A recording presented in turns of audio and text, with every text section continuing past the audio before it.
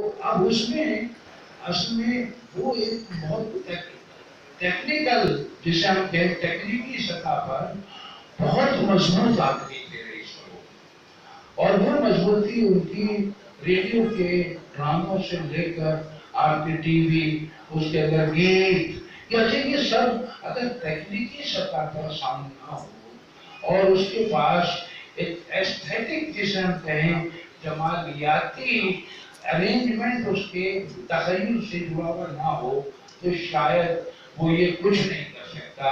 اور وہ جو یہ جو شعر ہے نا جو کہا، یہ پکا جدیدیت کی نمائندگی، کیونکہ جدیدیت میں 30 کے بعد جو پہلی جنگ عظیم کا جو زمانہ تھا اس میں جو فیل ہوا تھا یا ایک طرح کی سوسائٹی ادھر ادھر ہو گئی تھی، اس میں جو ایک پلیئر کا ایک تصور پیدا ہوا تھا، تو اس میں شاعری کے حوالے سے ایک چوکانے جیسا کام بھی وہ 30 کے بعد جدیدیت میں آیا تھا، اور وہی آگے بڑھا تھا آنے والی صدیوں میں۔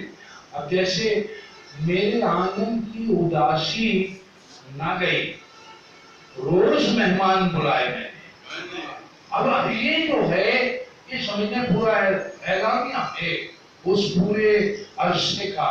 اگر آپ 30 کے بعد سے لگا لیں اور 60 تک بھی لگا لیں تو یہ سب وہی ہے۔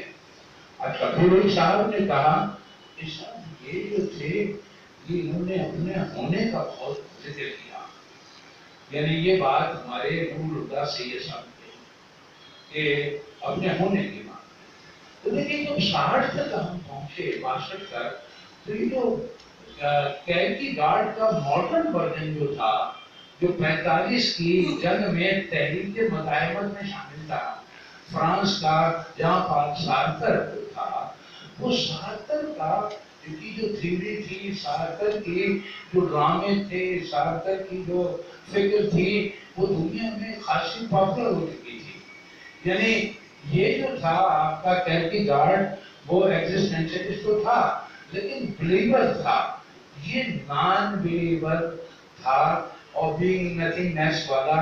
تو اس کے اثرات جدیدیوں پہ خاص سے پڑے۔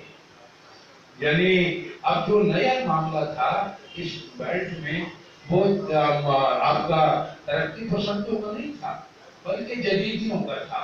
اور یہی وجہ ہے کہ آئینے میں ہاتھ لگانا مشکل ہے۔ ارے